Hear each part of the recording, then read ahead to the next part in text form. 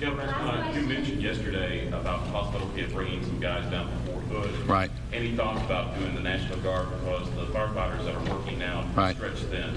Yeah, actually, the chiefs that are standing here behind me, we talked about that this morning. What are some of the other assets that are available that we can move quickly?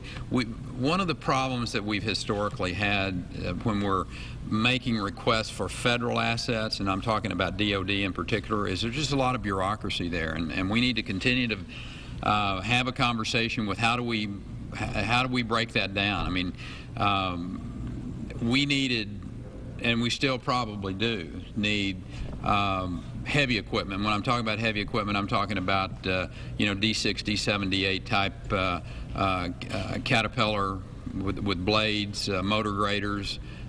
Those are the types of equipment to cut roads into where these fires are. And again, it's more difficult than it should be to get those types of assets freed up by the federal government, and it's one of the things that we need to continue to work on as a country. To when you got people hurting, when you got lives in danger in particular, I really don't care who the asset belongs to. If it's sitting on some yard somewhere and not helping be part of the solution, that's a problem. What about the Guard? Again, our Adjutant General is full well engaged with NIM, and when and where those individuals can be of assistance, they will be. Listen, thank you all for coming out and engaging with us today. Senator, thank you. Chief.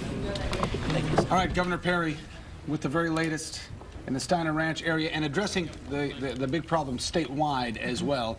We heard him just fresh off an aerial tour just minutes after getting out of the chopper. In fact, we were waiting on him and watching him get out of there. Said powerful pictures from the air and commented on the haphazardness of the fire, and actually pointed out, one home on a neighborhood completely destroyed by fire and right next door untouched. So a really haphazard fire. Talked a lot about the suffering of the people out there, a lot of the people that he has spoken with who have lost really everything, all of their possessions, all of their property.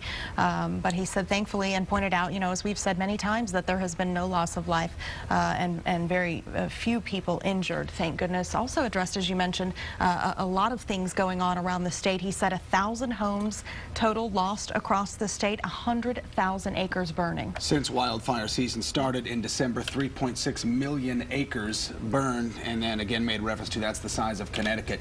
He also reiterated his point in his confidence in NIM-KID as well, the Texas Division of Emergency Management, a former post headed by Jack Cawley, who died of a heart attack, and then NIM-KID been in that spot with great amount of experience in disasters, and obviously the governor has a lot of confidence in his abilities. Absolutely, and he mentioned that Chief Kidd is speaking to the folks at the Texas National Guard, trying to get as much help as they can. He was talking a lot about the bureaucracy with the Department of Defense, saying that they need more heavy equipment in this area, especially in the Bastrop area where that terrain is very difficult to navigate. And then expecting FEMA to arrive shortly, but making the point as well, I don't care if that emergency equipment is sitting in somebody's yard.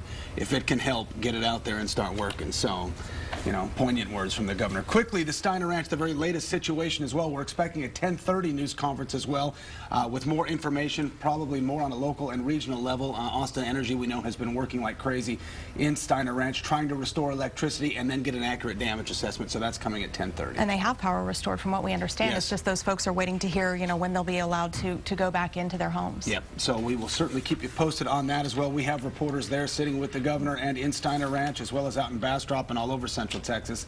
So anything changes and any updates that come concerning containment as well, we will certainly let you know. We thank you for staying with KXAN. With Shannon Wolfson, I'm Chris Willis.